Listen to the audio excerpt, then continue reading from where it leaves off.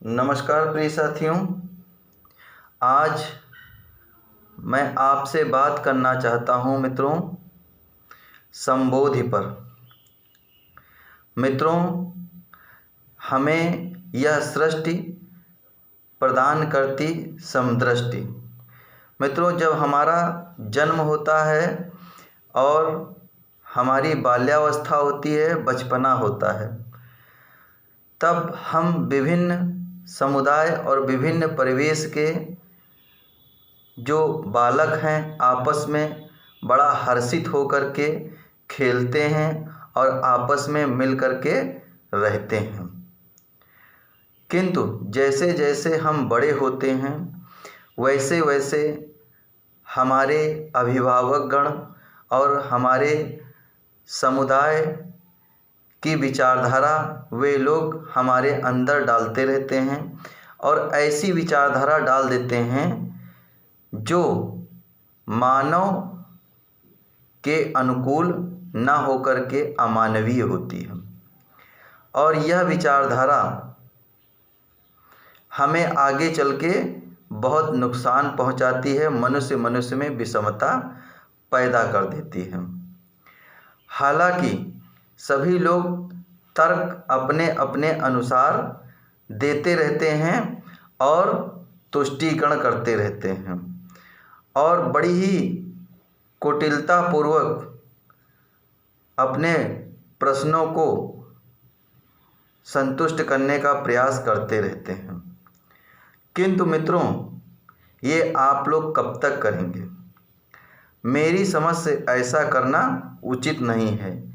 प्रकृति ने जो प्रदान की हमें समदृष्टि, उसी से प्रसन्न होएगी समस्त समष्टि। यानी कि जो प्रकृति ने हमको प्रदान किया है उसी से मानव समाज में हर्ष व सद्भावना की स्थापना हो सकती है, इसके अन्यत्र कोई उपाय नहीं है। और जो हम लोग ये तमाम प्रकार के मिथकीय सिद्धांतों व मिथकीय परंपराओं में अपना जीवन यापन करते हैं और मन पर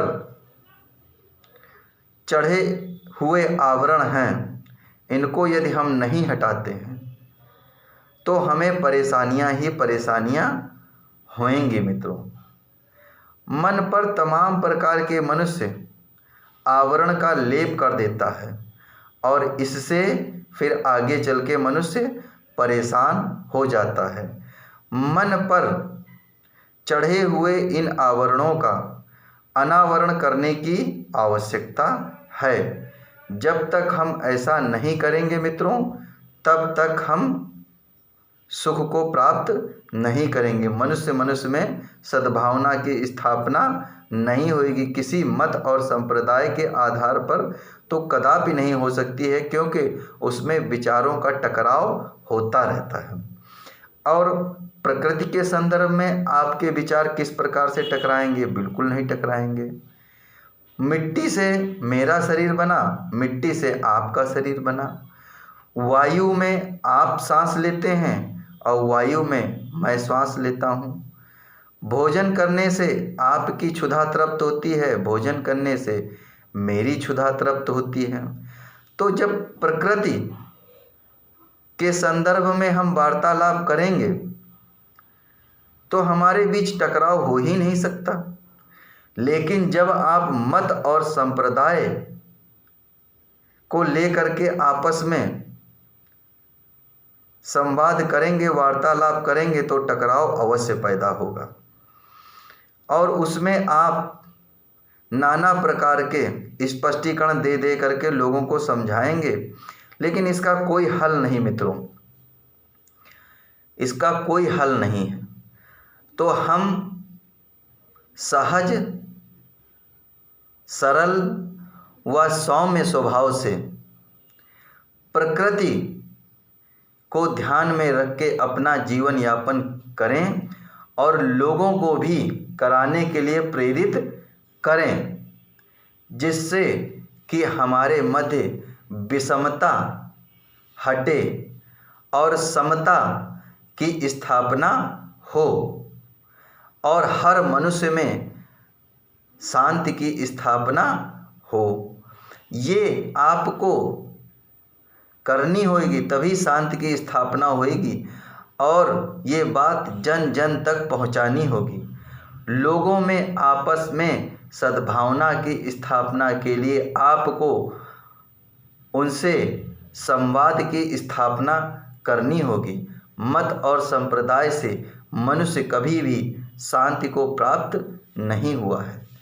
तो मेरा मित्रों यही कहना है कि हम लोग प्रकृति को ध्यान में रखते हुए एक दूसरे के प्रति समदर्शी बने, अपने अंदर समदृष्टि लाएं और संबोधि को प्राप्त करते हुए अपना जीवन यापन करें और ये बात हम जन जन तक पहुंचाएं।